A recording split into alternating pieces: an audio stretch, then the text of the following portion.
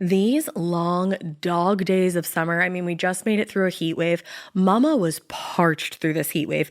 I was hitting up Dunkin' every single day, and I will continue to probably for the rest of my days, but especially this summer. Dunkin' is helping everyone stay cool this summer with its lineup of refreshers. These drinks are packed with bold, fruity flavors and served ice cold. It's amazing. Dunkin' refreshers are the perfect afternoon pick-me-up. I like to start my morning with them personally, and then sometimes I go back for a second one because I'm just feeling crazy. They come in a variety of delicious flavors, including fan favorites mango pineapple and strawberry dragon fruit. And then for a limited time, there's black cherry and there's pink pineapple. I'm going to tell you something right now, and it's a bold claim, let me tell you, but I stand behind it. Pink pineapple will change your life. It is so good. It has me feeling like I'm sitting in a pool, resort side, just living, honey. It's so yummy. Try your favorite flavor with green tea, sparkling water, lemonade, or Dunkin's all-new limeade. I haven't tried the limeade yet, but I'm going to. Usually I get my drinks made with green tea and occasionally lemonade, but I do really like the green tea. Or if you don't want to build your own, try one of Dunkin's curated refreshers like the Cherry Lime Ricky or the Ultimate Pink Daydream. The Cherry Lime Ricky, scrumptious. I could drink like 3 of these a day. They're so freaking yummy. Head to Dunkin' today and find your favorite refresher. Dunkin' refreshers contain less than 1% fruit juice. Limited time offer. When it comes to online college, Southern New Hampshire University is so good, it's scary. Listen, the facts don't lie. SNHU has degree programs that fit your goals, online classes that fit your life, and real support at every step. And if that wasn't enough, they've got some of the lowest online tuition rates in the U.S. This is an airtight case, you guys. Visit snhu.edu/morbid to get started. That's snhu.edu/morbid. Chilling crime cases are mysterious, but finding coverage shouldn't be. With the State Farm Personal Price Plan, you have options and can personalize your plan to help create an affordable price so you can get back to cracking all of life's bigger cases. Talk to a State Farm agent today to learn how you can choose to bundle and save with the Personal Price Plan. Like a good neighbor, State Farm is there. Head to statefarm.com to get a quote. Prices are based on rating plans that vary by state. Coverage options are selected by the customer. Availability, amount of discounts and savings, and eligibility vary by state. Hey, weirdos. I'm Elena. I'm Ash. And this is Morbid.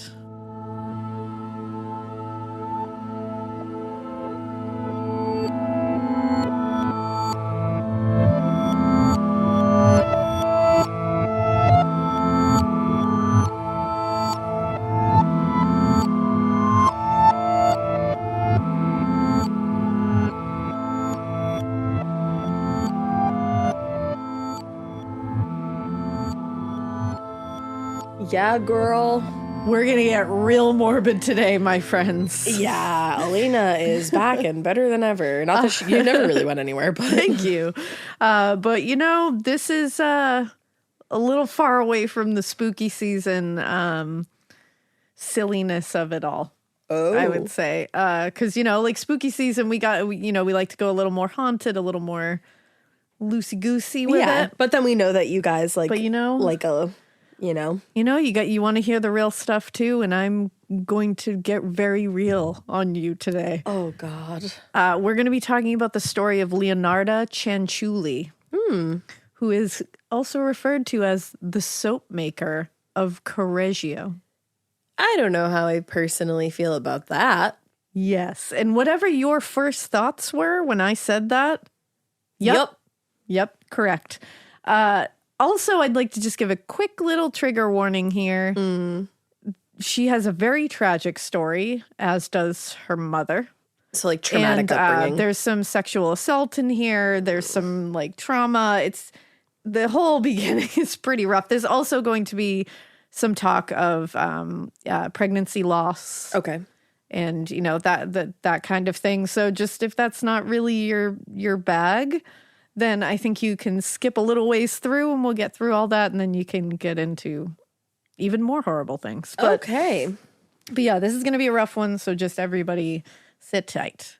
So Leonarda Cianciulli, her story begins tragically with her mom's story, to be honest. Her mother, Amelia Dinolfi, she was born in Montella Avellino, which is a small village in the south of Italy. Oh, okay.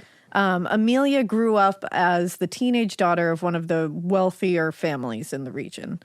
She grew up very well off. She had everything she needed. Very easy life, relatively, at the time. She grew up to be an attractive girl. She was kind. She was well liked by her neighbors and her friends. Like, really just kind of had it all grown up. Yeah.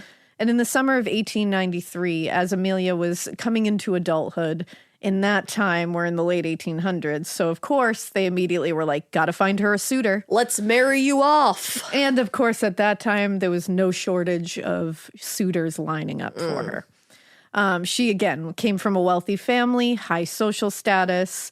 So there was an understanding in that time that she was only really going to be entertaining dates and courting from men of similar class and status. Like at that time. legit suitors. Yeah. So this kept certain men out of the running, certain men like Mariano Cianciulli.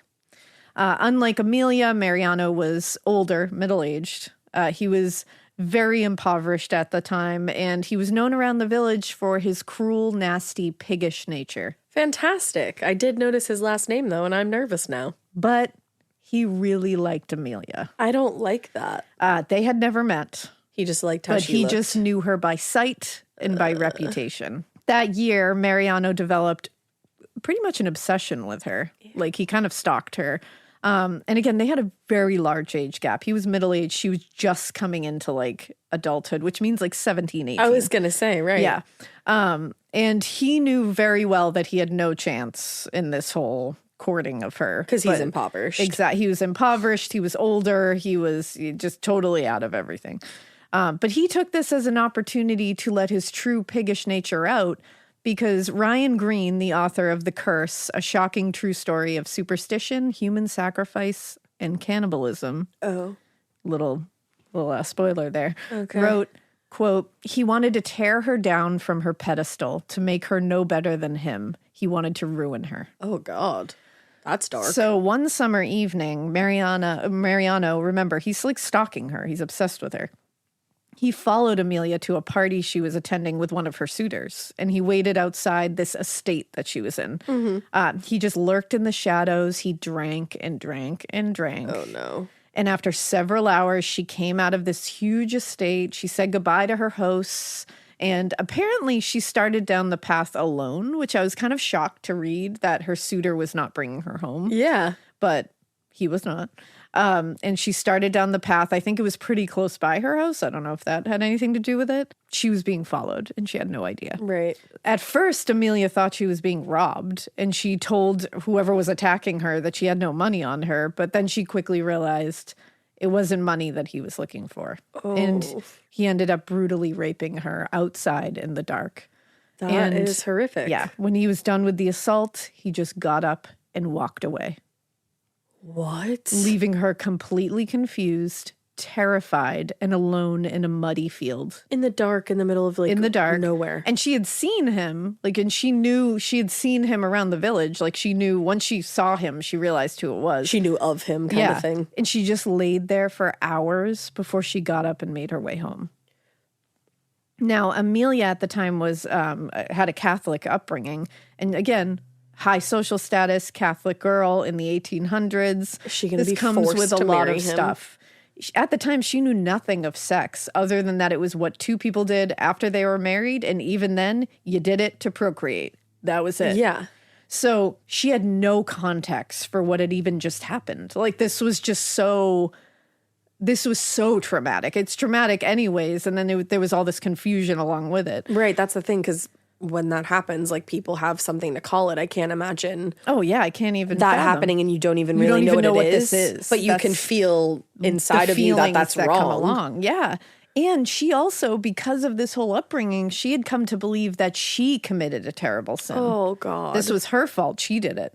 And then she felt it every time she had to walk around in the market or anywhere else in the village and see him. Oh.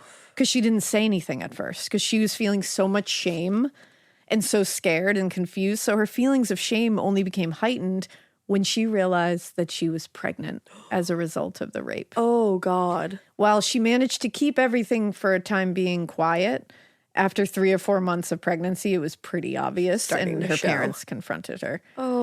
They didn't respond how loving parents should respond. Instead, they immediately, quote, threatened to go house to house visiting all of her suitors until they found the one who defiled her. Oh, God. So she was terrified because, who wants to do that? That's like pure humiliation. And now you're just having that shame that she's feeling spread around the entire town. So she came forward and said, oh, I know who did this. Right. And this is how it happened. So in response, her parents had Mariano brought to the house and they confronted him. And as far as Amelia's parents were concerned, there was one option here. Marriage. He was going to marry their daughter. Dude, that is...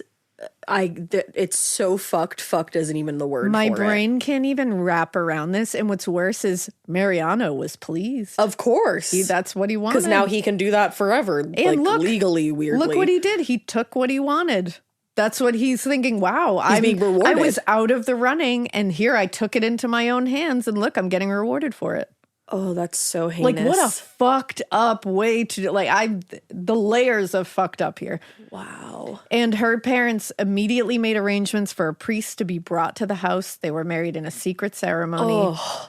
And at this point, Amelia and Mariano had never spoken a word to each other. Of course not. Until he raped her in the dark.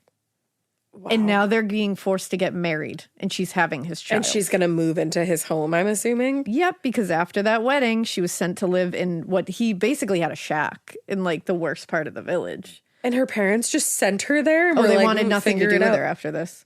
Oh, my God. Yep. And according to Green, who I mentioned, who wrote that book that we will link in the show notes, right, the home was completely unfurnished, and, quote, the bathroom was outside and shared with the others on the row of houses. So this is complete, she went just from, turn your lifestyle on its head. So she's this confident, happy, loving, well-known in the community, well-liked, wealthy, of privilege, and is walking around being courted by these men of similar status. And then she goes through the most traumatizing thing you can imagine, and her parents force her to be just indebted into this. Wow. And have it all taken away. Because if she did nothing to have this happen. No, of course not. And now she's being punished. And he's being rewarded. It's so wild. I have this picture of him in my mind as this like vile character. Have you ever seen Ever After? Yes. You know, when she gets sent to live with that fucking nasty guy. This is probably and she's going to like Mariano. cut him open. That's what I'm picturing him as. And what's worse is he had no job. And he had no prospects of work. And instead, he just ordered Amelia around at work, physically abused her, verbally abused her, whenever and also continued forcing himself on her. This is such a nightmare. This is beyond nightmare. Yeah. It's tragic. Truly. In every way it could be tragic. Now, remember, she's pregnant. Right. Leonarda Cianciulli was born April 18th, 1894, and she was born after a long, very painful, very traumatic birth. Okay. That took a very large toll on Amelia. Oh, no. She lost consciousness on more than one occasion during the birth. Like, it was bad. Now, from the moment that Leonarda was born, she was very unwanted. Oh. Amelia was still she's a young girl, and she's dealing with the aftermath of the trauma of sexual assault, and still is being raped and beaten by this man, and dealing with culture forced to shock live with him. And so she could not connect, and she didn't want to connect. She just ignored, basically neglected her, didn't want anything to do with her. Oh, that's so which is sad. Awful. The whole thing is awful. And it only got worse as Leonarda got older because, again, her mother would ignore her completely, Amelia. But it was honestly preferable to the times that she paid attention to her, because later Leonarda would say that she was frequently physically and verbally abused by her mother. So she just took out all of her anger on All Leonarda. of it on her child, which is horrific. Yeah. And Amelia would criticize her all the time. Anything Leonarda did was criticized, and that took a big toll on her later. Oh, yeah. Because she would criticize and brutalize her for the smallest mistake. She was probably taking out all of her anger just on that one her child. Anger at her parents, her anger at Mariano, at this guy, her anger at everything around her. She was Right. taking it out on this poor innocent child. And she did not ask to be here. She's probably not even seeing like this child as her child. She's seeing it as his As child. the product of what happened Exactly. to her. And it's like there's so many layers of psychological trauma here. Yeah. And the physical and emotional abuse that she suffered at the hands of her mother led to years of, loneliness, isolation. She had horrible self-esteem. And by the time she reached 13, and this is a trigger warning for suicide and suicidal thoughts, she attempted to kill herself at home. Wow. And she was found and stopped. But instead of looking at this and expressing sympathy or trying to, empathize with her or anything, Amelia told her daughter that she was disappointed that she didn't succeed. Oh my God. Which is literally unthinkable. That's inexcusable. Unthinkable. I'm reading that, my brain wouldn't even take in the words. Wow. And a few years later, she actually attempted again. And this time she attempted by swallowing glass. Oh God, Jesus. And was stopped again. It did not happen. But so she was suffering very much so with her mother, and her father, Mariano, was basically nowhere to be found. He just not that he would have been helpful, but no, of course not. He basically spent most of his time drinking with friends and would return home in the middle of the night, if at all. Anytime he just was nowhere.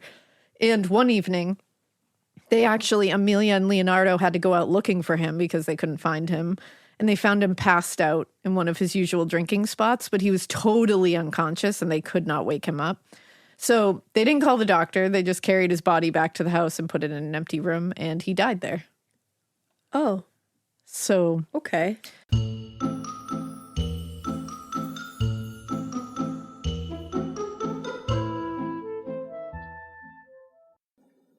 Getting paid twice a month doesn't mean money is scarce. It just feels that way. That feeling makes you do weird stuff, like putting things on a card you didn't need to. Earnin removes that feeling. With Earnin, you can access up to $150 per day of money you've already earned, plus up to $1,000 between paychecks. Standard transfers take 1 to 2 business days with no mandatory fees, and expedited transfers start at $3.99 and cap at $5.99. 5 million people are already on it, and honestly, it's wild it didn't exist sooner. Download Earnin on the App Store or Google Play, spelled like earning money without the G. Type in Morbid under podcast when you sign up. It'll really help the show. Earnin is a financial technology company, not a bank. Access limits are based on your earnings and risk factors. Standard cash outs take 1 to 2 business days with no mandatory fees.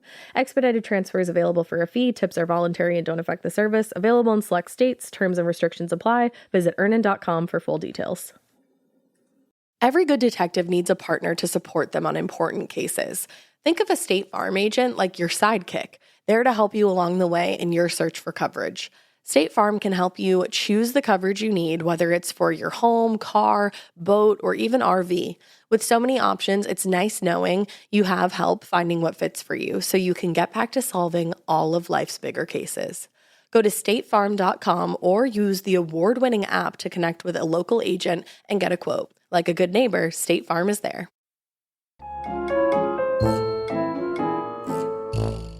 Not long after that happened, Amelia married again. This time she did marry a more respectable and kinder man. Oh, wow. And she hoped that this whole thing was going to change how her parents would think of her, that she would be welcomed back into her family. Is it going to change how she mothers at all? No. And she was hoping that that would happen, but her parents were still very uninterested with having anything to do with her, even though this guy was a step up from Mariano. That's so fucked up. So, she couldn't get back in her parents' good graces, couldn't get that social standing that Amelia was used to having and wanted back. She got a new plan that was going to get herself out of poverty. She said, she figured she wasn't going to use her own skills. She wasn't going to use her own anything to climb that social ladder. She was going to scheme to find a wealthy suitor for Leonarda. Okay. And hope that her daughter, who she treated like absolute dog shit her entire life, would pull her out of this situation. I'm sure that's going to work out. It's like you get what you give, my friend. Uh-huh. And the problem was, though, that Amelia did not tell Leonarda this. She was scheming in the background. Scheming on the low. And Leonarda had already begun meeting and dating men. Right. Like she was like taking... She's doing her own thing. Because she wanted to get the fuck out of there. And so she eventually met this man named Raffaele Pensardi. Leonarda met this man. And eventually like fell in love with him. They had like an actual relationship. Okay. And he was a little older than her, nothing crazy. And he had what at the time would be considered a low status job. He was a registry clerk. Okay. And he was truly the first person in Leonarda's life to treat her well and with respect. Okay, I'm so happy you said that because as soon as you said she met someone, I was like, I'm so nervous right now. And he proposed marriage. She happily said yes. And got the hell this out meant of there. that she was going to get the fuck out of there, be free of her mother. But remember, she wrecked Amelia's plan. Uh-oh. So she was pissed. And when she heard of the engagement, Amelia, quote, told her daughter that she had placed a curse on her and Pensardi for ruining her life for a second time. What? Leonarda had been abused her entire life and had been criticized. She had had her self-esteem slammed down at every turn. So hearing this from her mother imprinted inside her. She left with the thinking, I've been cursed and I'm going to live a life of tragedy because I did this. Jesus. So it turned out that when she left her mother's house to marry Raffaele, Leonarda would never see her mom again, which is for the best. But it didn't turn out well for anybody. Right. Amelia had done so much psychological damage, even though she never contacted her again and never saw her again to let her inflict more. It was in her. That influence was going to be felt for the rest of her life. She had changed her fundamentally. And although Raffaele was, by all accounts that we could find, a very kind man who treated Leonarda very well, was patient, was loving. They had a very loving relationship. Yeah. A lifetime of abuse had left her waiting for the abuse to start. And so she was constantly paranoid about disappointing or irritating everybody. So she was just always on edge and always worried all the time. She probably had so much anxiety. And the abuse never came with Raffaele. He never abused her, but she was always waiting for it. And it only grew as she got further into married life. She was just not able to accept this gentler environment and a partner that didn't criticize her. So she turned the criticism into herself and became her own worst critic. Oh, no. Every mistake she made, or any even perceived mistake that she would make, she would lob crippling criticism at herself. And that can be frustrating for your partner, too, when they're trying to be like, I love you. No, you're great. You're fine. Like, stop talking like that about yourself. Exactly. And she would fall into emotional turmoil. She cried a lot. She had a lot of intense bouts of emotions, fear, anxiety, depression. She was dealing with probably PTSD or some form of that. Absolutely. And she didn't understand it. Her husband at the time couldn't understand it. Like this is like the 1800s. I was going to say, exactly. At this time it's like, we're getting into the 1900s here. But he did do his best to be supportive and sympathetic. He did not turn on her like he was there. And all of this was also exacerbated by the fact that she was now having seizures that she started having after she moved in with Raffaele. And it's believed that she had this untreated illness as a child. Oh, wow. That this was a lingering consequence of. Oh, that's And she was awful. physically abused. These could have been a result of that. Definitely. So, again, she was raised a devout Catholic, and she was in a very Catholic country at the time. But she also had some interest in some like superstitious beliefs and other beliefs. And by early adulthood, she had a big interest in supernatural stuff and, magic and the occult. I wonder if the thought that she was cursed had anything to do with that interest. Yep. And she was, through that lens, the various negative parts of her life, like the negative emotions, all the crying, the anxiety, the seizures, the paranoia, it all kind of made sense to her because she was like, it's the results of the curse that my mother had placed on me because I married Raffaele.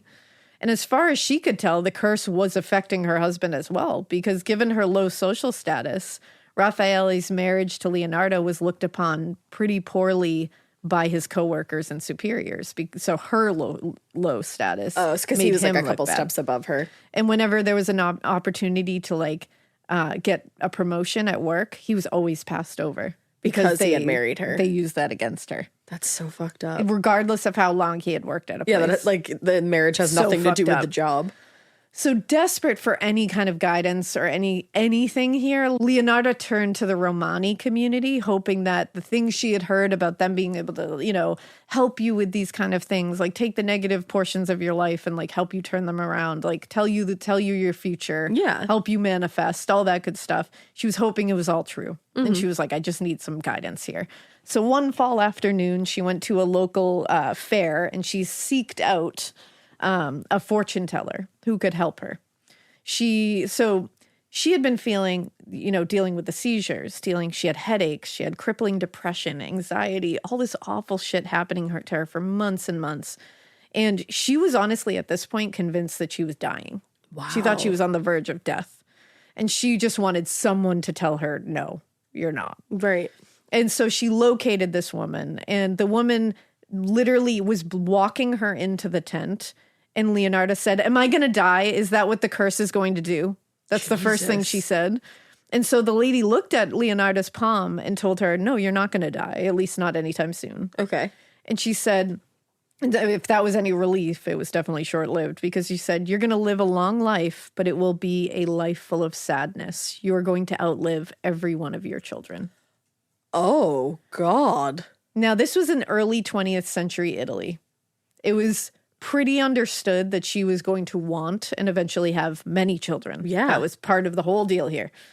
And this seemed like a very cruel premonition. Yeah.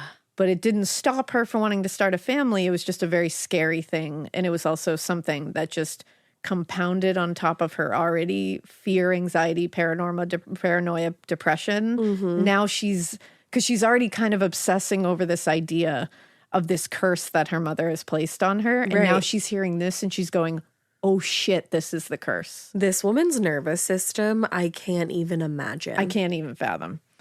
And so after 3 years of trying, Leonarda became pregnant in 1920. Okay. Unfortunately, it was an immediate source of anxiety because of that lingering thought. And she's already got so much anxiety anyway. Yeah.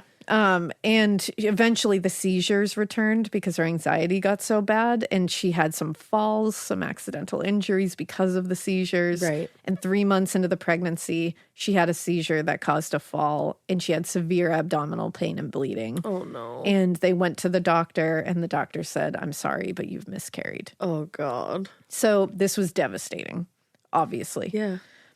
She really wanted to become a mother because one of her things was she wanted to be the exact opposite of her mother. Mm-hmm. And to be able to get that opportunity and see it through. And it also was reinforcing her belief that her mom's curse was real and she was going to have a life of tragedy and misery.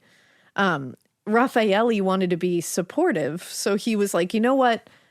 Nothing's keeping us here in Montello where we are. Let's relocate. Let's put all this bullshit behind us. Let's start somewhere new. So they packed up the things they had and they moved. They left Montello and they kind of bounced around to a couple of towns looking for work and somewhere to settle. And they finally went back to Raffaele's hometown of Lauria Potenza in 1921. Okay. And they had some temporary jobs along the way, so they had some money saved. And they were able to save enough to buy a small house in Lauria. And they both found work. And they settled down, and it seemed like it was a new start for them. Now, but then, that was more than 100 miles away from Montello, so they were thinking, you know what, we left that in the fucking dust. God. Bye. But just after a few months into starting their new life, her anxiety was starting to, slip away. It was getting better. It felt like it was like, okay, the seizures were lessening because she wasn't as anxious. And soon after, she was like, you know what, maybe he's right. Like, maybe this curse is bullshit.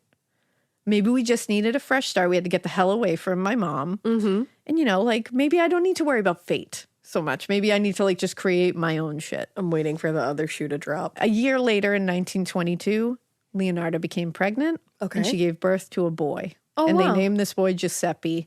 And from the moment he came into this world, she was determined to be an infinitely better mother than Amelia was to her.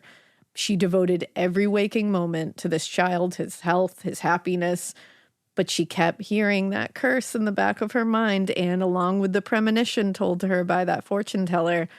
And so she now had a whole host of new anxieties to start rolling around in her brain here. Because, I mean, any new parent, the new anxieties that come with that are indescribable and aplenty. So for someone who is already suffering from a monumental amount of trauma and anxieties and depression and paranoia and fear, this is just unthinkable. A recipe for disaster. And it caused her to be hyper vigilant and overprotective of Giuseppe. And although the pregnancy wasn't a bad pregnancy, which is good, it did require her to leave her job at the time. And so they were getting by on only Raffaele's paycheck. And she didn't, even though she didn't want to be away from her son, she wanted to find a job because there was a second fear she had of, like, she wanted his health and safety.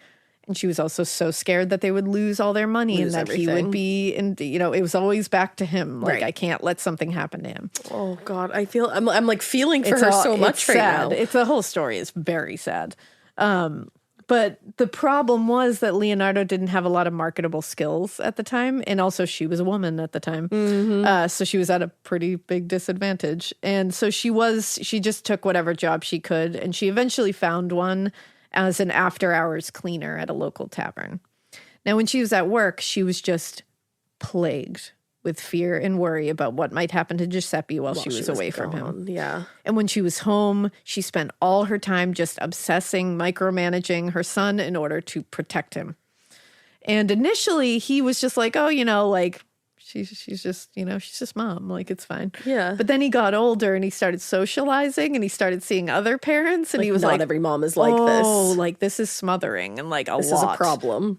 And then she started kind of isolating him from other children because she was discouraging him from socializing because she was so obsessed. So there's a lot of psychological issues happening here. Very much so. Obviously, that's going on that I'm not going to sit here and diagnose because I'm not a doctor. But like clearly there's other things going on here that abuse has played into, that all kinds manner of things have played into. Definitely. And it's like, even though she's going a totally different route than her mother went, it's not a great route. It's also not a positive thing. It's like the pendulum swinging too far the other way. But despite the fears and stress that motherhood brought and the physical demands of her work now, Leonarda and Raffaele wanted more children. And unfortunately, their attempts to have more children were kind of thwarted for a while because they had a lot of miscarriages over the next few years. That's awful. And they had multiple in a row. And finally, after some heartbreaks, she gave birth to 2 girls in a very short period of time, back to back. And then after that, a son came again. Okay. So now she's got 4. 2 sons, 2 daughters. And each time she was like, you know what? Like, I'm that curse smurfs. Like, this is going to be fine. But within a few years of them being born, the children began getting sick. And first, her son, the youngest son, the one that was born more recently, not Giuseppe, was getting rashes. And they would get very severe. And then one of the girls got a terrible cough. And this one daughter, her lungs were filling with fluid and she was coughing anytime she was laid down. Oh, God. So Leonardo would sit upright every single night holding her up so that she could sleep. Oh, my God. That's also not helping with her mental health. No. Because now she's not getting sleep. She's so fearful that all this is going to happen. And she did everything she could, and I'm sure Raffaele did too, but she ended up passing away, the little girl. Just a few months later, they woke one morning to find their youngest son had died in his sleep. Oh my God, what? Like, just could have been SIDS. Wow. And who knows? Like, at that point, I don't know. Right. Again, given they were so young, like babies, because they were all born in very quick succession, which is just something that happened. There, in the era in which they died, there wasn't an autopsy or anything, to say what happened to these children, because this was unfortunately a little common. Now, this is tragic. She's lost 2 children and this in is a very only short period of confirming time. Her fear of the curse and the premonition. And she was just inconsolable. Of course. And according to Ryan Green, the author I mentioned earlier, she abandoned her part-time jobs entirely and devoted every waking moment to paranoid observation of her surviving children. Oh, God. Which I can't even fathom this. I really can't. And things only got worse a few months later. That second daughter contracted the same coughing illness. Oh, no. And died of the same illness. So now she just has Giuseppe again. Oh, my God. Now, 3 of your children die. The death of any child is incomprehensible and such a deeply traumatic experience that anybody would just fall into the void. But when you add like a curse and several deaths of children and the idea of a curse and all that, and there's no autopsy to tell you that like this isn't a curse, this is like a congenital thing, scientific thing, some kind of hereditary thing, this is a SIDS kind of thing where you couldn't have avoided it. It's just, like all this stuff. But whatever the real explanation was, as far as Leonarda was concerned, this is just proof of the curse. And she was sure that this was just going to continue happening and that it was going to come for Giuseppe eventually. Oh. So the incredible loss caused a bout of depression unlike anything that she had ever experienced before. And I mean, the anxiety ramped up, the seizures were now ramping up. She was in very poor health at this point. And, Raffaele was also struggling with the same grief, like as the father. But he was also trying to help her and trying to keep her from succumbing, essentially. Like he really, really loved her. He did. He really stuck around and he really loved her. That's a good guy. He wanted her to be better. And so he tried to like console her. And then he was like, you know what? Like this was a bad time in our lives. But again, we're of that era too, where he was like, let's have more children. Oh God.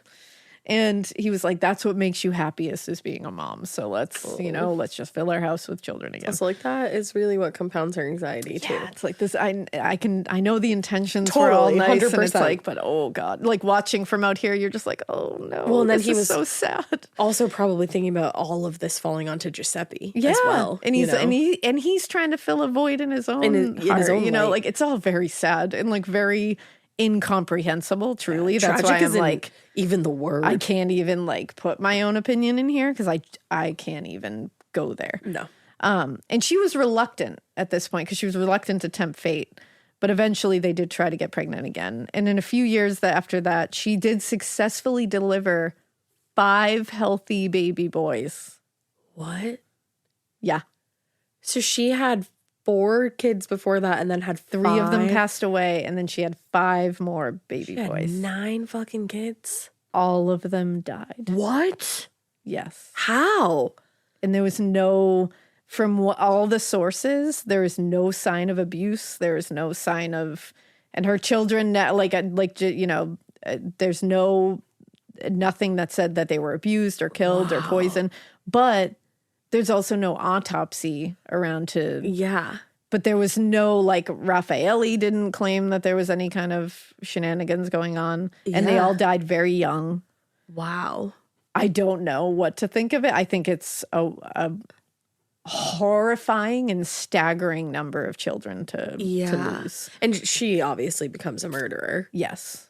So it does make you question it slightly. Absolutely. But we don't know. No idea. All I know is that all the sources are saying that it's without explanation. I wonder if there's any possibility of Munchausen's by I don't proxy. know.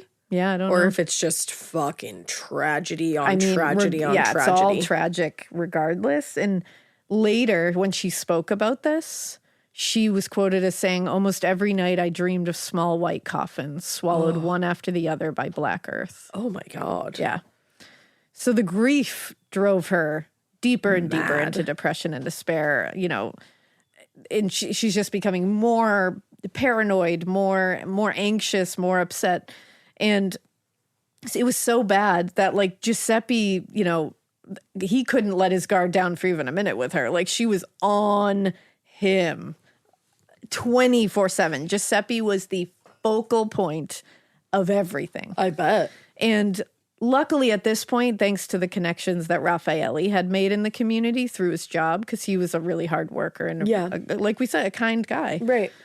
They found more work for her as an after-hour cleaner at a local bank. Okay. So it was a better environment. Like she liked it better, and now she could hopefully focus on something else. Yeah. And the job suited her for a time.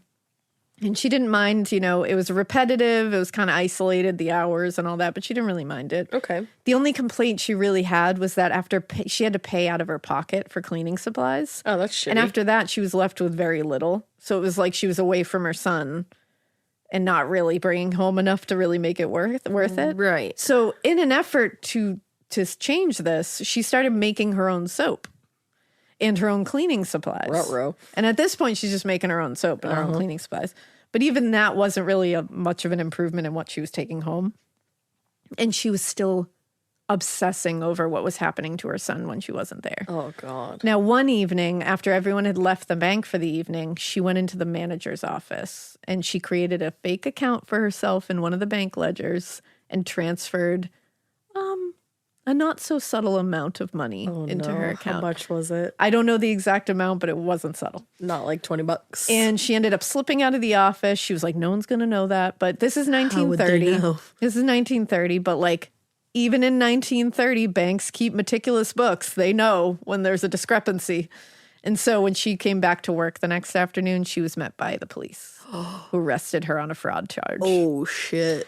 Now, the arrest and the criminal charge were definitely a source of embarrassment and anxiety all by themselves. Of course. But then she quickly realized that by doing this to try to help her family, she could affect her family greatly with this, most importantly, her son. And unlike her usual, fears and anxiety and paranoia, this wasn't a really unreasonable one to be worried about. No, that's legit. Because although Raffaele, like we said, he was well-respected, well-liked, the shame and suspicion of this could have fallen back on him at his job where they could say he had something to do with this or knew about it.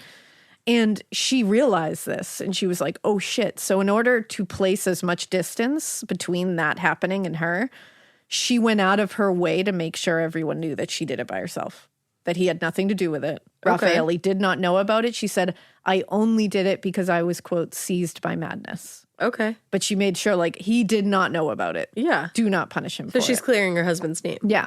Or trying to, at the very least. They did love each other. It sounds That like is it. one thing that I truly believe. Yeah. Now, she went before a judge in it was 1927. So when I said 1930, before I meant almost 1930, sure. not exactly.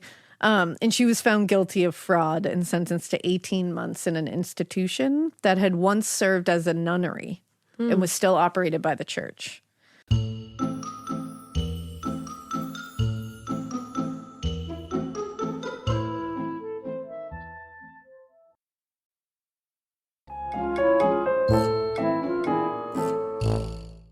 Now, according to Genevieve Ortiz, who is the author of The Deadly Soap Maker of Correggio, the true story of Leonarda Cianciulli, what would have been considered a very grueling sentence and mistreatment at the hands of nuns, because it was not a nice place. Any other woman who was in that institution was just in a hell of their own making at that point. No. It was child's play to Leonarda. She was like, She had gone through she was like, you kidding me? I grew up with Amelia. This is nothing. She didn't.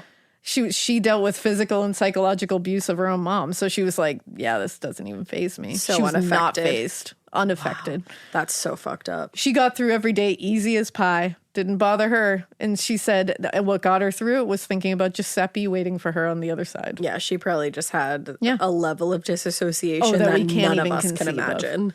Now, Leonarda went through her sentence, no incident, and was released a little over a year later. And when she got home, though, it was not great because Raffaele had lost his job because of the crime. Oh, no. He was regardless of her trying to distance it, they were like, no, we don't buy it. Oh, no. So his reputation was tarnished in the In community. his hometown, too. Yeah, That's... and his family. It was tarnished throughout the whole thing. Oh, no. And after years of being super supportive and super patient and super understanding, he got a little resentful at that point. And he figured, and to him, he was like, where has my patience gotten me? Yeah. Here, this is what happened. And according to Ortiz, for the first time in their marriage, he'd become openly critical of a mistake. Oh. And it's a hard one, man. And given the shame that she and the turmoil that she had brought to her family now and the ways that her crime had affected, everything. Raffaele borrowed a small amount of money and was like, we got to get out of here. We can't stay here. No way. So they relocated to Lacedonia, Avellino, and they hope to start over again. Now, for the second time, they had uprooted themselves. They were going to start a new life. This part of the show is brought to you by Anua, the Korean skincare brand known for scientific, gentle, yet effective formulations. The latest from Anua is the Retinol Collagen Gua Sha Cream, a firming cream with a gua sha-shaped tip built right in. Have you guys heard of gua sha? It's that viral massage tool that moves fluid and tension out of your face. Less puffiness, a snatched jawline, honey, more definition in your face. Retinol firms and reduces fine lines, and collagen keeps your skin plump and structured. This cream has both of those things, arguably the most optimal combo for that snatched, lifted look all in one step. I am obsessed with the Gua Sha cream. First of all, it feels so cool to the touch. When you put that on your face, it's just like, this is lovely. It's like a little spa treatment that you can give yourself. I like to do mine at night after I get out of the shower. I rub the cream on my face with the little gua sha. I'm sculpting that jawline, honey. I got it on the cheekbones. And actually, I had a facial the other day, and the lady doing my facial, the professional, she said, do you use a gua sha at home? And I said, I do. And I said, how did you know that? And she said, I didn't have those little bumps in my chin or different areas like that. So she could tell that I was using the gua sha. And I said, oh my God. I just feel like I wake up less puffy in the morning when I do it the night before. But you can do it whenever you want to. I, 10 out of 10, recommend this product. The Anua Gua Sha Cream value set is available at anua.com, already discounted. Use code MORBID for an extra 10% off. That's ANUA.com, code MORBID. The Sherwin-Williams summer sale is here. Get 30% off select paints and stains or 35% off their newest product, Emerald Symmetry, July 17th through the 27th. Whether you're looking to refresh your interior or your exterior, they've got the colors to bring your vision to life. And with delivery, getting everything to your door is easier than ever. Shop online or visit your neighborhood Sherwin-Williams store. Retail sales only. Some exclusions apply. See store for details. Delivery available on qualifying orders. But now they have a child with them. So they can't sleep in strangers' hay barns and in exchange for a day's labor and all that, which is what they did the last time they relocated. And it was this adventure together as a couple. This is now different. They have a child. Who's got to eat? When they finally reached Lacedonia, Raffaele found a clerical job, and they were able pretty quickly to afford a very small house in a very rural village. It took a few months, but they settled in. And once the move was behind them, things calmed down. So Leonarda and Raffaele were able to reconnect. Everything calmed down. The tension kind of chilled out. And she, again, found herself pregnant. Mm-hmm. Which just brought back the same anxieties and fears that the baby was going to die like all the other ones. So, and fortunately, she was spared that tragedy right away because she did end up having a healthy baby. And she ended up having another healthy baby right after that. Okay. So she was 12 pregnancies? I was just going to say I've lost count at this point. It's either 11 or 12. So now she has a Giuseppe and 2 other babies. They were very quick together. Yeah, and it's so, at this point, the children seem to be doing okay. And her and Raffaele's relationship was on the mend, seeming to put the mistakes in the past, and we're going to just pretend that didn't happen. But she was just unable to shake this fear and unable to shake this paranoia and the feelings of, suspiciousness that the other shoe's going to drop. Mm-hmm. And whenever she had the chance to visit another traveling fortune teller, she would do it, which only fed her anxieties. And one afternoon, about 2 years after they came to Lacedonia, she visited another one, and this woman took her hands in hers and looked at them and then looked her in the face and said, in your right hand, I see a prison. In your left, a criminal asylum. Oh, wow. Which also makes me think damn, these were the real deal. I was going to say. And Leonarda just left this woman and went home.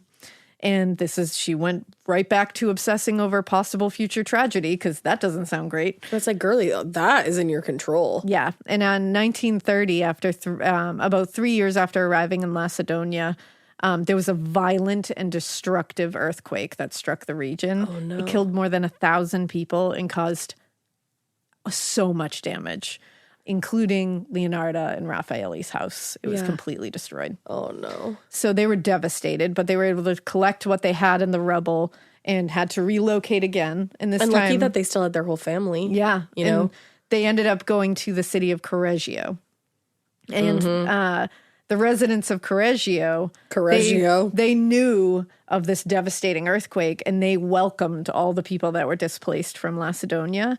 And these people in Correggio did everything they could to make sure these people felt welcome and like gave them opportunity. Like they were super warm, super hospitable to That these sounds people. great. And so they were so nice that they helped Raffaele find a good job right away. Wow. And Community. yeah. And it's like for the first time since the whole like jail thing happened and since they went to Macedonia, things weren't as fucking terrible as they have been. Like, like it seemed like, okay, they were stable at this point because they had an income now. Raffaele got a pretty good job. The children were healthy. They were making friends. They were doing well in school.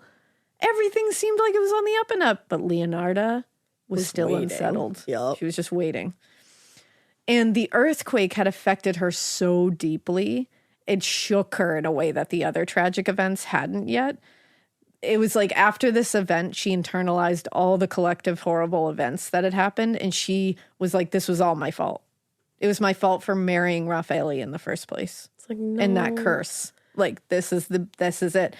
She cannot look at this all and go, it's in the past. I just got to move forward. I got to look at my happiness that I have and move forward. She just can't seem to do it. No.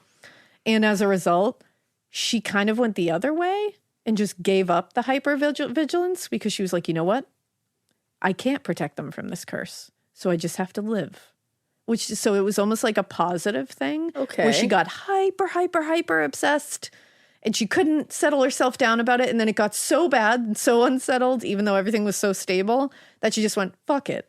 And then it was like she was able to just, Okay. for a moment, it was difficult, but she was like, I'm going to let go and I'm going to try to just live. And I'm going to try to like be in this moment. But then. And she started to feel a little bit stable. She was starting to gain a little bit, something she probably never felt before. So I'm sure it was a scary feeling. And she was kind of trying to like integrate back into like being a human and being, so she started, she made friends in the community. She participated in community events. And she and Raffaele eventually became a very well-liked and very well-respected couple in the community. Wow. They were working, and eventually friends and neighbors like helped her buy open this little storefront in the village. For soap. And it was attached to the family home. And so she did, and she sold handmade soaps, other handicrafts, because that's what she was good at. Mm-hmm. And she was popular in town. Like, everybody was like, Leonarda and Raffaele. Like, everything was like, what the fuck is this? This is, like, the most on its head from what it was. It's like, it's such a, like, you would think it's a success tale. Like, Right. this is just like, holy shit, you came out of the brinks of just despair, like the depths of despair and just awfulness. And look at you. You're feeling it. I'm so worried. And by 1940, unfortunately, Italy had found itself drawn into the Second World War. And the war effort was ramping up, and they needed soldiers, and the Italian military employed a campaign of nationalism to convince young men to join the fight. Somebody who was very enticed by this was Giuseppe. Yeah. He saw the war as an opportunity to, fight for, his national pride, but also get away from his overbearing mother. Mm-hmm. And so Leonarda didn't find out from Giuseppe that he joined the army. She found out from neighbors at the market. That's not good. And she had gone through her entire existence just trying to protect these children from this perceived curse.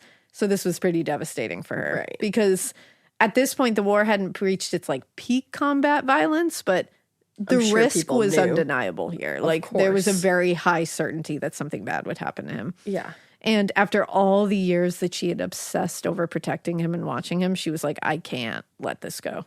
I'm not letting this happen. No. So she was literally unwilling to let this happen, but he was an adult now and able to do it.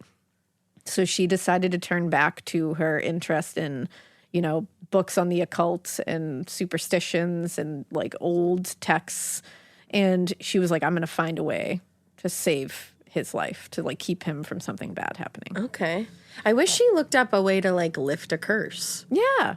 Or just like, at that point, self-help wasn't really like a No, thing, that's the thing. Like, So I'm like, the that's- unfortunate time period of That's this your all. self-help. Lift the curse. Yeah. Now, in the years since they'd moved to Correggio, Leonarda had relaxed, like I said, and settled into this kind of like less anxious existence. But this just turned it all on its head. Of course. And I was waiting. Yeah. And Leonarda had continued sporadically visiting fortune tellers and had become a little bit of a student of the occult at that point. Just like, it wasn't like all of bothering her us. at that point.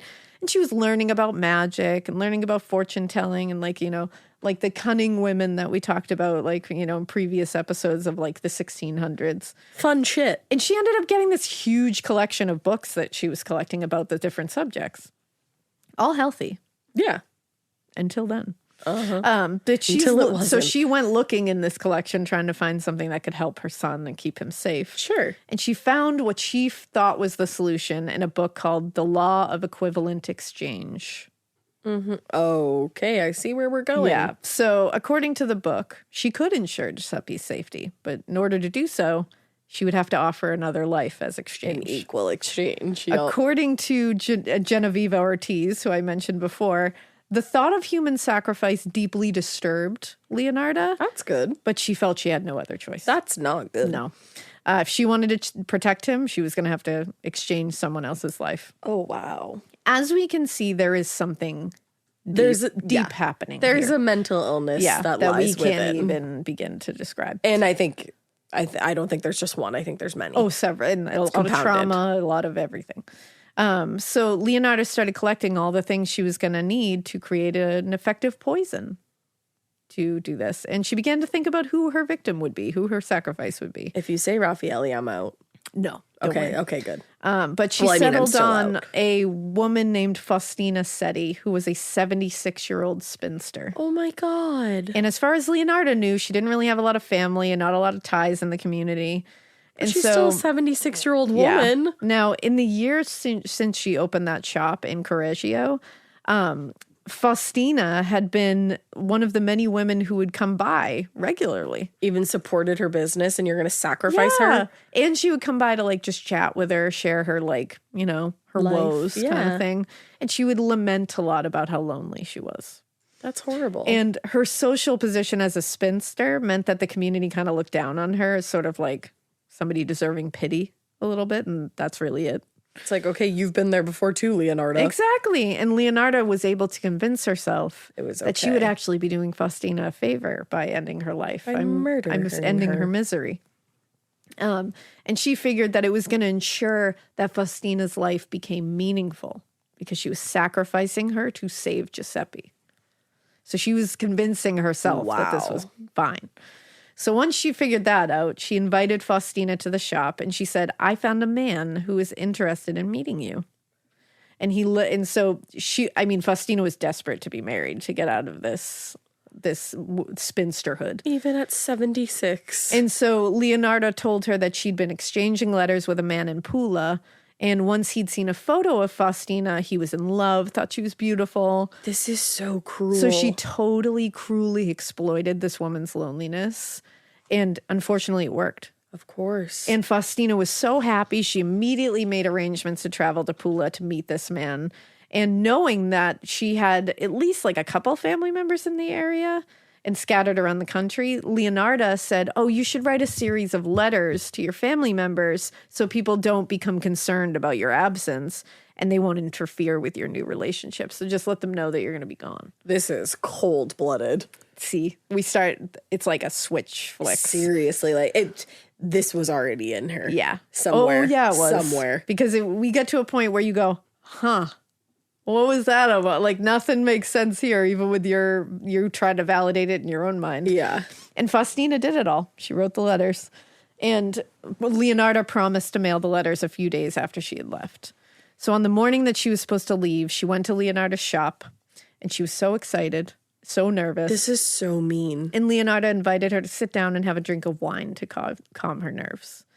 It obviously never would have occurred to her that this was a bad thing to do because Leonarda was her friend. Yeah. So she did. She sat down, but the wine was drugged. So she became very drowsy, very ill, very out of it.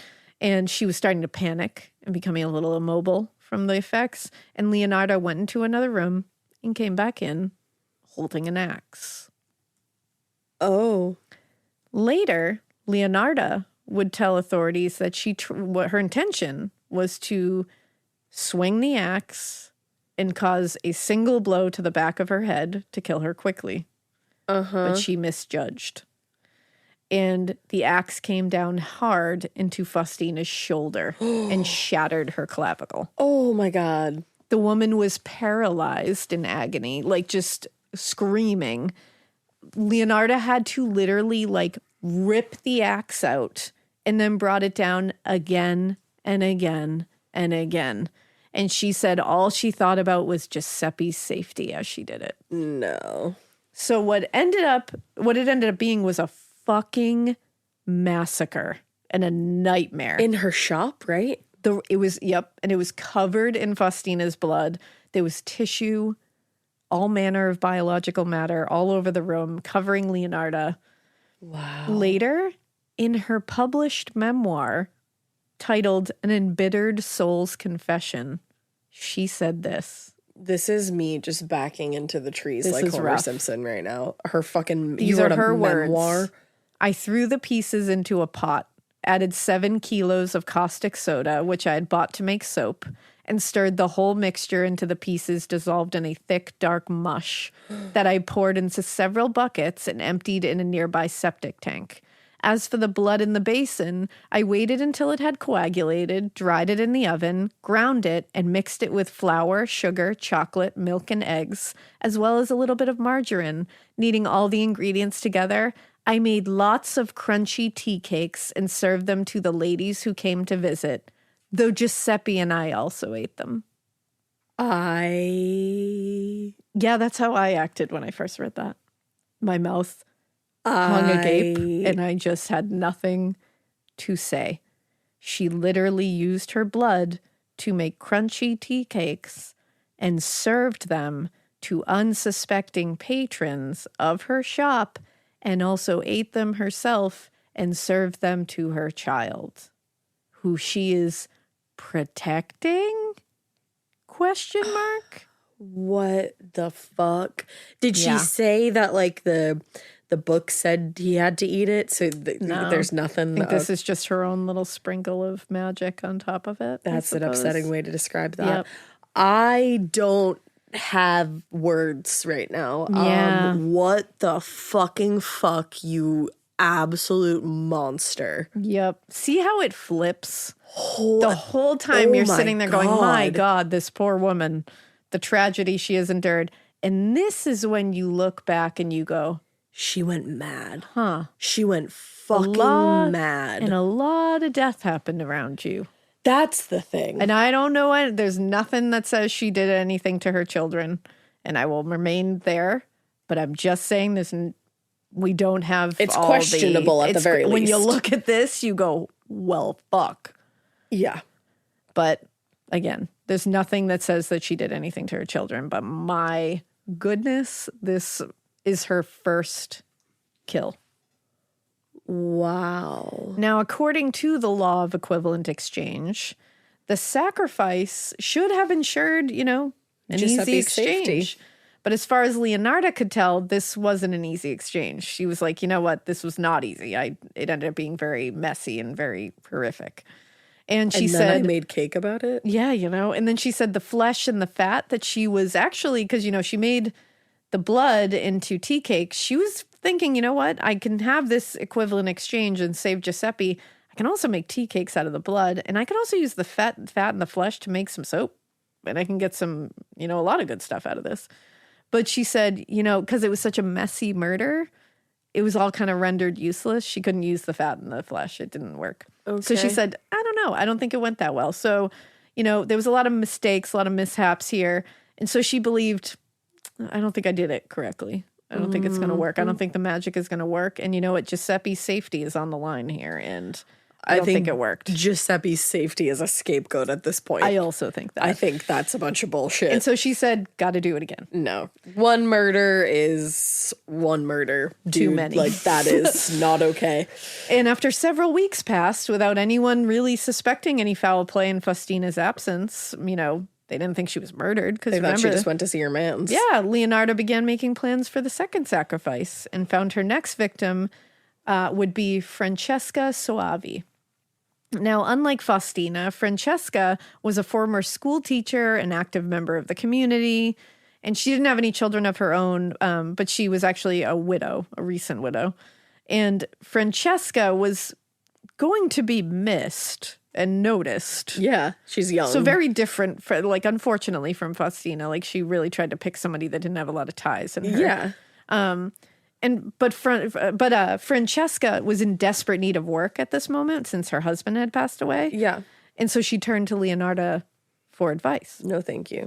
Now, on a visit to the shop, Francesca explained the whole thing, like, oh, geez, like, I need to find work. Like, this is awful. And Leonarda said, wow, lucky solution here. Because she said, I happen to know a very good and well-paying job at a girls' school in the northern city of Piacenza, I believe it is. I'm sorry, Italian listeners. But, you know, you got to get there quickly to apply. It's not going to be vacant for long. We got to get you there.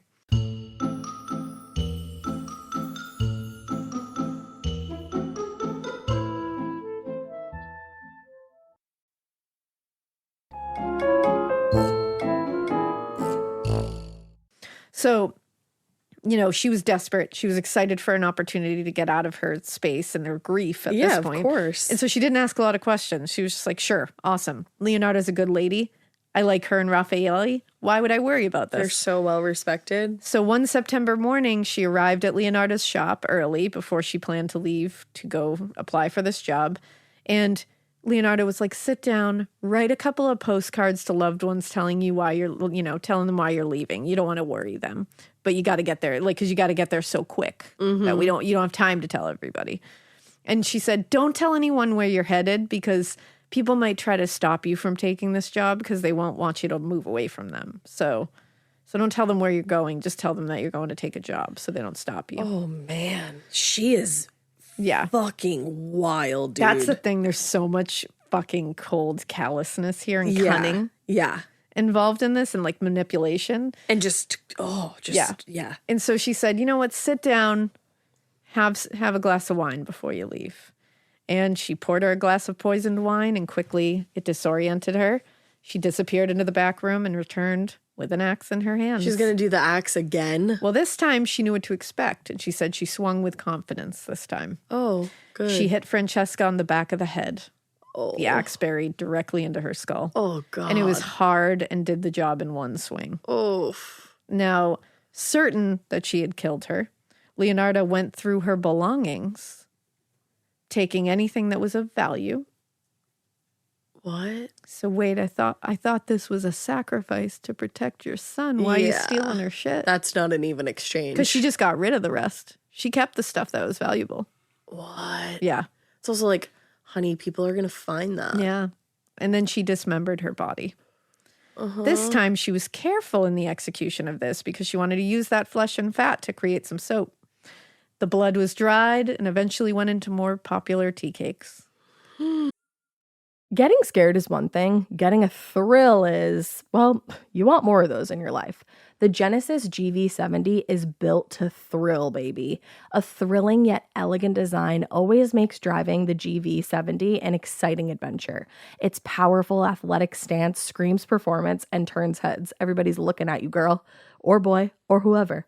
Command the road and experience a class-leading standard 300 horsepower. Oh my God. Plus, discover the different dynamic drive modes for all different terrains. Choose between the different terrain modes for whatever road conditions you may encounter. The Genesis GV70's award-winning technology and performance lets you drive with comfort and drive with confidence all at the same time. It's an exciting SUV with intuitive tech that can make your ride smooth even when the road isn't. And its blind spot cameras allow you to see what's next to you. It's like having eyes on the side of your head. That's pretty iconic. Its performance, by the way, is measured not only in power, but in how it makes you feel confident, sexy. The Genesis GV70. Learn more at genesis.com and feel the GV70. The best summer pieces are the ones you end up wearing on repeat. Comfortable, versatile, and somehow right for almost every occasion. Quince makes it easy to create a summer wardrobe that you'll love, with elevated essentials made from premium materials like European linen, organic cotton, and washable silk, without the traditional retail markup. I love that! Quince's 100% European linen pants, dresses, and tops are the pieces that you absolutely will reach for all summer long. I absolutely love their linen.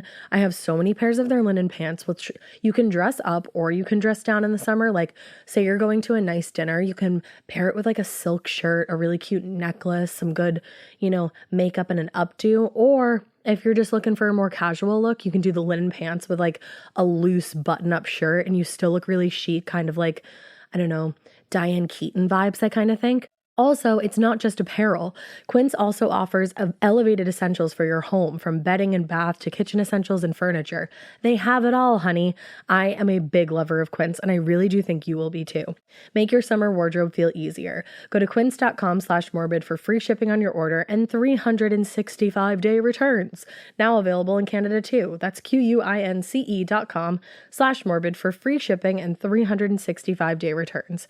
Quince.com/morbid. The remaining flesh and other useless parts, what she deemed useless, were tossed into a vat of caustic soda and then thrown into the sludge pit behind the house later that evening.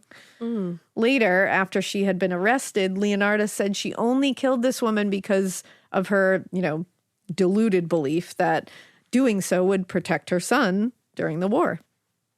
And obviously that is deeply irrational. This would have been a plausible explanation if you look at it as like she is deeply disturbed, and sick and needs to be taken care of. That you'd be like, okay, like maybe she thinks that. And if it was one person, that's the thing, because and it would still be horrific. Just saying that. And you could almost look at it as she's saying that first one didn't feel right. I suppose the law of equal exchange says that it needs to be easy, and it wasn't easy. So I was worried that I fucked it up and that it wasn't going to work. So you could almost understand why a sick person would delude themselves into believing that they need to do it correctly. You could almost believe that if you're looking at it like this is a sick person. You know what I mean? Like not any rational person thinking this, like looking at the sickness. You could almost think that. But given that the murder, this murder, the second murder of Francesca Soavi, it should have satisfied the law of equivalent exchange that would ensure Giuseppe's safety, correct? Like you did it. According to the deluded and irrational and deeply disturbed and sick thinking of Leonarda. You did it in one swing. It was quote unquote easy. Relative to the first one, Faustina.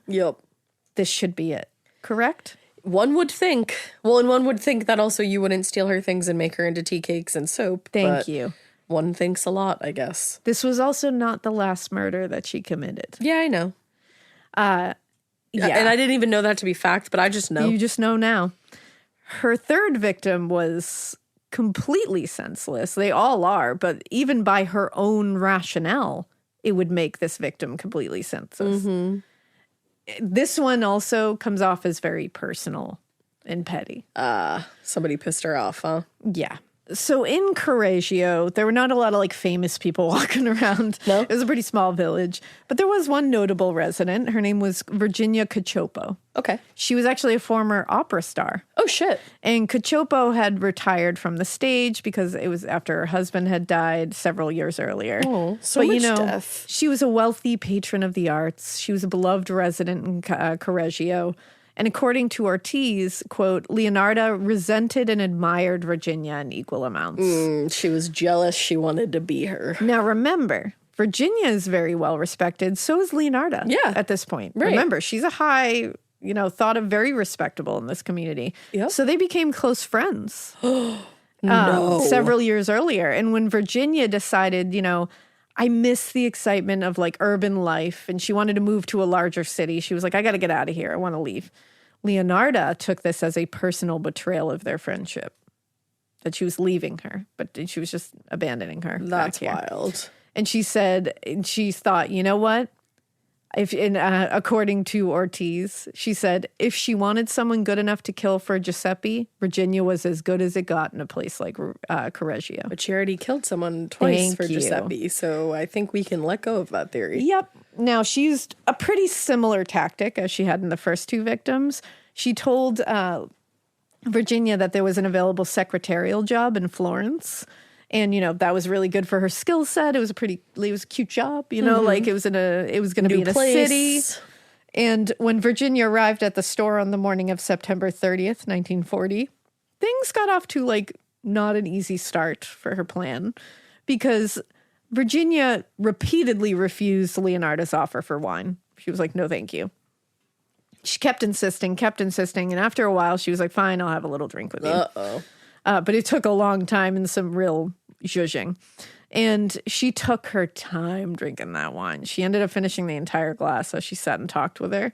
And that's when the poison began to work. Oh, no. Virginia became immobile, and Leonarda laid her on the floor of the shop and carefully, as she is conscious but immobile, removed all her expensive jewelry and anything of value on her and stuffed them all in her own pockets. Oh, my God. So That's I don't fucked think up. it's to save Giuseppe anymore, everybody. That's not I an don't think even it was exchange. ever to save Giuseppe. I mean, none of it would have been an even exchange, but this is definitely not. And then she left the room as Leonarda's laying there Watched immobile. on.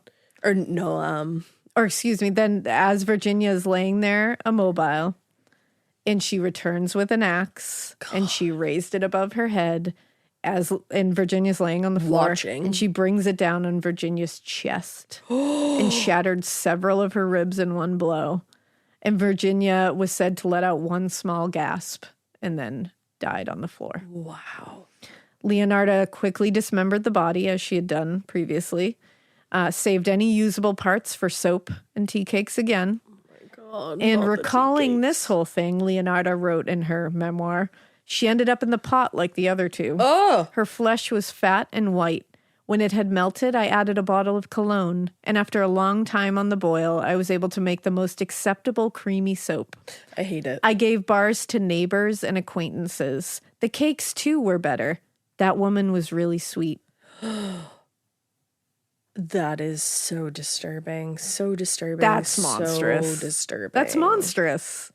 That's not, I'm That's doing this for the sole beyond. purpose of my child's safety. This is like, I like doing this. And later to write in your memoir and try to make it like a that woman was really sweet.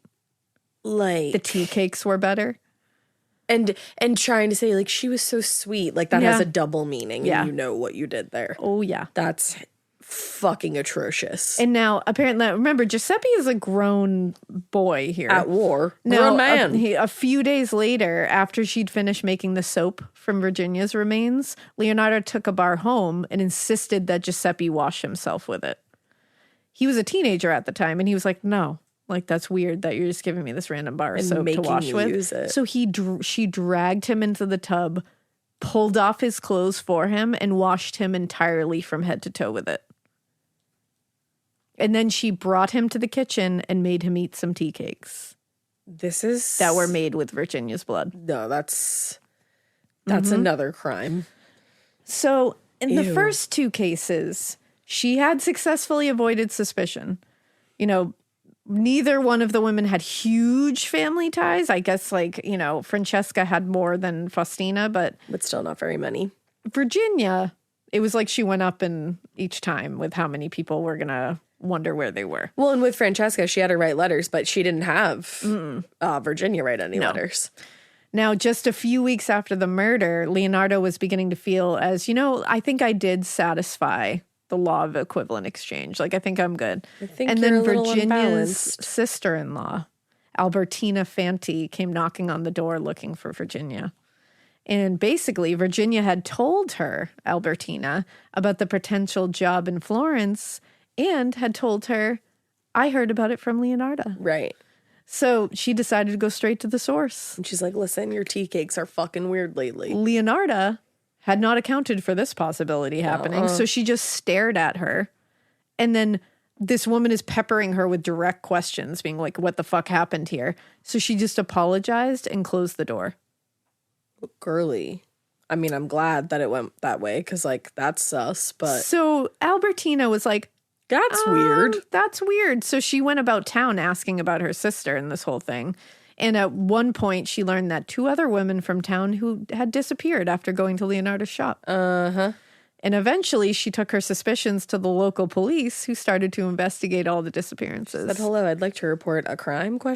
Now, Leonarda had been careful to cover her tracks. She did a very thorough job of cleaning up after herself. There was really not a lot in the way of evidence for the investigators to work with. And it's the 40s? Yeah, at this point, it's the 40s. So we don't really have, like, DNA or anything like that. We don't have anything like that. But what they did have were the postcards. So the postcards and letters that she had these women write, they were all mailed by Giuseppe.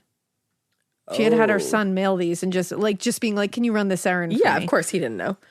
And in this case, so Giuseppe had mailed these letters. They knew this now. Yeah. So now, just like when she was arrested for the fraud case, it hit her. Oh, Giuseppe's going to go down. I'm going to get him in trouble for this. So her son was arrested. Right, he was connected to it now. And she went straight to the police and confessed to everything. What? She went to the I didn't police. see that shit coming. That's what I'm saying. This is a twisty turny. You cannot understand any of it. No, but she wasn't even did suspected. Love her son. He was only arrested because his name, he was the one who mailed those things. They were like, he did it. He obviously killed these women. What? She went, confessed to all 3 murders, insisted he had nothing to do with anything. He didn't know about anything. I told him just to mail these letters. She said that she committed all 3 letters with the intention of protecting, or all 3 murders, excuse me, with the intention of protecting him. Uh-huh. And at first the investigators were like, yeah, right. I don't believe that at all. And they were also like, you're a respectable woman in town. I don't believe this. Like, I don't believe that you murdered 3 people. Like, that doesn't make sense. But then she showed them the soap and tea cakes made from Virginia's remains, and also showed them all the valuables that she'd stolen from all 3 women, and took them to the sludge pit behind the house where she disposed of liquefied body parts. I have to go. And what she said to them in her written confession that she did, she wrote, I used to mix human blood with chocolate and add an exquisite flavor made of tangerine, aniseed, vanilla, and cinnamon. Sometimes I added a sprinkling of powder from human bones. What the fuck? So the investigators were fucking horrified, but were also like, pretty You're open and shut case, I guess, since you just arrest. showed us literally every bit of evidence that we never would have found. Oh my God. And confessed to all of it. So she was immediately arrested and taken to jail. You don't say. But because the war was raging across Europe at the time, all local prosecutions were temporarily on pause. So she was held in a jail cell until they were going to prosecute her. It was 6 years before she stood in front of a judge. Holy shit. That is me and Drew's entire relationship. Yeah, damn. Holy shit. Yeah, she was convicted of murder and sentenced to 30 years in prison. And during that time, her family, including Giuseppe, completely disowned her. Yeah, The town all turned their back on her. And they referred to her as basically a monster. And they referred to her as the soap maker of Correggio. I don't like that personally. And throughout her entire incarceration, she expressed no remorse, no regret. She did what she had to do to protect her son, and she wasn't going to apologize for it. What? And she said it was completely worth it to ensure that he was safe. No, she doubled down. That's the thing. So she's sitting there saying that. She came forward and confessed when he was going to be put on trial for it. But they don't align. Nothing aligns here with what she is saying. I think because she's just so mentally ill. It should have just been one sacrifice if that's what she was going with. You know what I Right. mean? Like Yes, that, you would have absolutely. think that would satisfy her deluded and very sick beliefs. Reasoning, yeah. But it didn't. No. And then you would think, okay, in her delusion and her She didn't do sickness, it right, quote unquote. She didn't do it right, so she did this awful second thing. Yeah. But then that third one was completely senseless. she's Did not align with any of this. Very petty. She's stealing from these women as she goes, which is not part of the whole thing. No, she's very clearly somebody who gets some kind of pleasure from murdering That's the thing. people. So I think it's just, And I then- think part of her was obsessive about her child. Yep. Due to all the trauma and all the curse nonsense and all that. I do believe maybe it started off like that. I think she was a very, very, very, very, very Disturbed. sick and disturbed and unhelpable human being, to be quite honest. Yeah. And I think there was also a part of her that came from this tragedy and this trauma, and it was in her somewhere. Yep. This monstrous way of being was in there somewhere. Yeah. I think it's a little bit of like where did that come from? That was lying dormant in there somewhere, because you can't just bring an axe on 3 different people and chop them up and make them into tea cakes and soap without having a little bit of something off in there that was always there to begin with. That's a couple screws loose, my dude. Now, Leonarda died in prison on October 15th, 1970. Wow. Never answered any more questions that any authorities, reporters, anyone asked her. Wouldn't answer anything. She did what she did. She told you why she did it. I have nothing else to say. I gave you all the information. I gave you all the evidence. I don't regret it. This is why I did it. So she was The like end. 90 when she died? Yeah, she lived long. Holy Hey, shit. that fortune teller You're told gonna you you're live going to a live a long long life. life, but it's And going to be sad. Do you know if she outlived Giuseppe? Or could you not find that? That I don't know. Actually, that's a very good question. Interesting. But- I'm sure Giuseppe kind of faded into the background Yeah, I don't after think that. he wants to, I'm not going to go search him. No, but, no. But when it comes to the true murder, the true motive for the 3 murders of these poor women in Correggio, of like Faustina, Francesca, and Yeah. Virginia, I just wanted to say their names. Yeah. We're not going to know what the motive really was. There was no... I don't think there really was. I think the motive started off with protecting Giuseppe, and then I think she just And then I think she used lost it to her justify mind. it. Yeah. Yeah, because it's like even the stealing of the valuables, she was running her own shop at that point. Raffaele had a good job. They were stable. They weren't struggling. Well, and it weren't- wasn't like she tried to sell She was them well even. respected. People came to her. They came to her shop. It wasn't like so she didn't need to do, like, there wasn't even the robbery and like No. financial distress and all that. Like I think that had she to do. just derived some pleasure from it I and think probably there's- like looked back on those items and I think the there's- fact that she was feeding the tea cakes to people, like that was for laughs. Well, that's the thing. That was You for don't kicks. give people tea cakes made with human remains and sell them bars of soap made from the fat and flesh of 3 murder victims. No.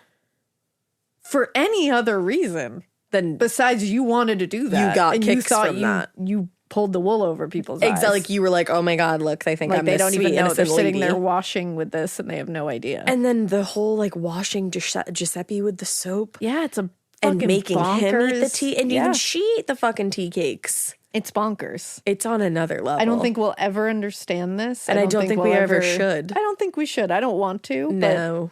But it's a tale that just blew my fucking mind apart. Yeah, my oh fucking my.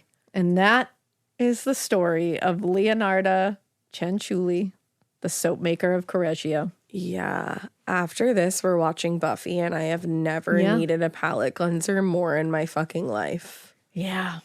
So, Holy shit. yep. You just really sent me with that one.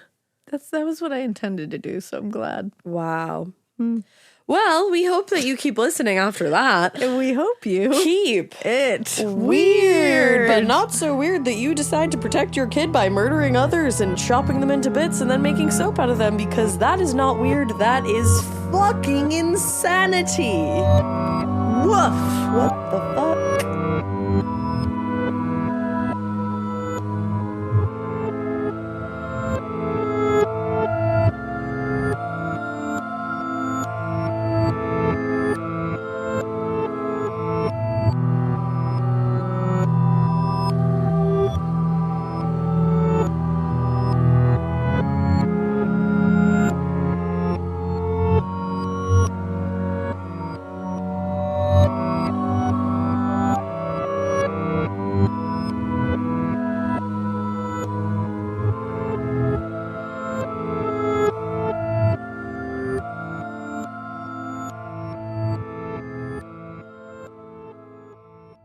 You wouldn't take financial advice from a 72 hours in a single day alpha influencer, would you? Same goes if you're in a car accident or any accident. Who you choose matters. That's why Morgan & Morgan exists. They're the largest injury law firm in America, and they've built a reputation by actually winning cases, not just talking about it. Over 1,000 lawyers across all 50 states and $30 billion recovered. Injured? Go to forthepeople.com/podcast. That's forthepeople.com/podcast. In the U.S., there's a break-in every 26 seconds. But when intruders step near, Simply Safe Home Security steps up. Stop. This is Simply Safe. Police are on the way. Using AI alerts, U.S.-based live agents help deter break-ins. Simply Safe, no long-term contracts. Save 50% on your new system with professional monitoring at simplysafe.com/SXM or with promo code SXM. Outdoor deterrence requires a Simply Safe Active Guard outdoor protection plan starting at $49.99 a month. Visit simplysafe.com/licenses for alarm license information. Tennessee 2012.